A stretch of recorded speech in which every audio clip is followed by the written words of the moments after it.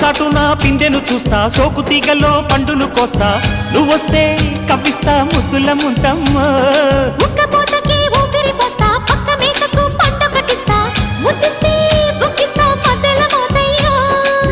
ఓలమ్మో పుకారులు షికారుగా రావమ్మో, ఎదలు ఏడెక్కిస్తే ఎట్టాబులమ్మో. ఊరయ్యో బజారులో మజాలకి రానయ్యో, పగలే పక్కెక్కిస్తే తంటాలేవయ్యో.